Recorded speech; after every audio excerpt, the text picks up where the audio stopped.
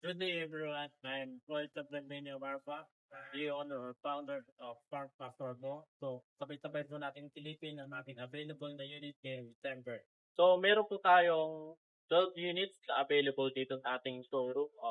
Umpisa po natin dito kay Kubota L3608 na meron siyang 36 horsepower and 3 cylinder. 4x4 din po siya.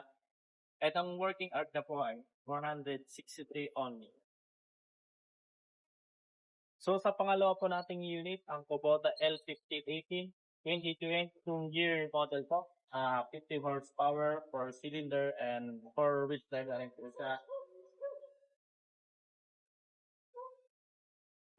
Na may working hours po na 600. So sa magkano po ang presyo nito, iba-iba po ang presyo ng ating 5080 dahil sa depende sa working hours and year model. Pero itong nakikita niyo po dito na hawak-hawak ko ngayon is presyo niya po is 860. With renovator na po siya. Free delivery kung malapit po. Sa pangatlong unit po natin, another 5080. But ito po ang pinaka-latest at pinaka-modelo po natin na Kubota L5080 na 2024 year model. Meron lamang siyang 300 working hours. Same spec, 50 horsepower pa rin. 4-wheel drive and 4-cylinder. Sa presyo naman po ay may iba dahil siya po ang pinaka-latest. Ang presyo niya po ay 960. Negotiable pa naman po siya dito sa atin. Sa pang-apat po nating unit, pangatlo po sa ating 5018, same spec pa rin po, but ang price ay 860 po. Comfortable. With even the 3-year model siya, meron only 450 worth.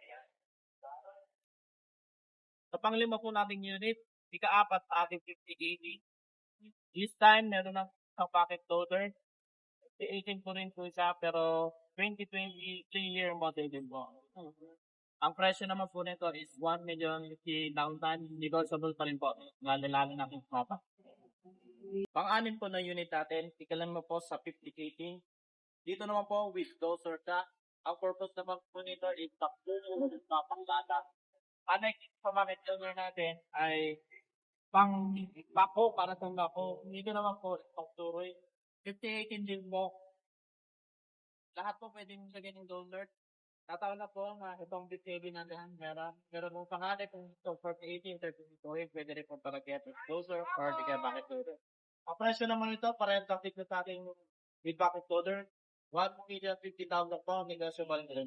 Ikapito po nating unit, ang Kubota L5818 again. Pang-anim po siya sa 5018 natin.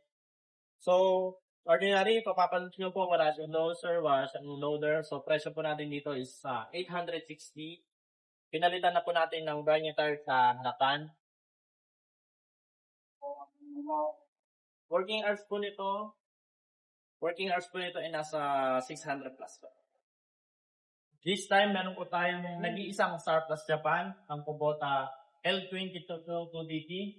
Meron po siyang 22 horsepower and 3 cylinder. 4-wheel drive din po siya. So, linagyan na rin po namin ng canopy. Ang original po ito wala, pero dito po, meron na po siyang include na canopy and rotovator. So, makikita nyo rin po dito yung mover na brake. Meron din po tayo dito sa ating mga unit. Ang purpose po nito is pang damo ng lupa or karamihan na kumukuha sa amin nito is may ranch or mower or di kaya sa mga memorial park. Sa magtatanong po pala ng presyo ng Kubota dito is 350,000 po. Negotiable abandoned. Pang-9 po natin na unit, ang Kubota L36 again. Pangalawa po sa 36 po to. Same specs din po siya. Ang presyo niya po is 550,000. Ikasampu po sa ating unit, pang-pito sa Kubota L5018 na available. Ito po, 2023 year model ng 5018. Ang presyo po rin po dito is 860.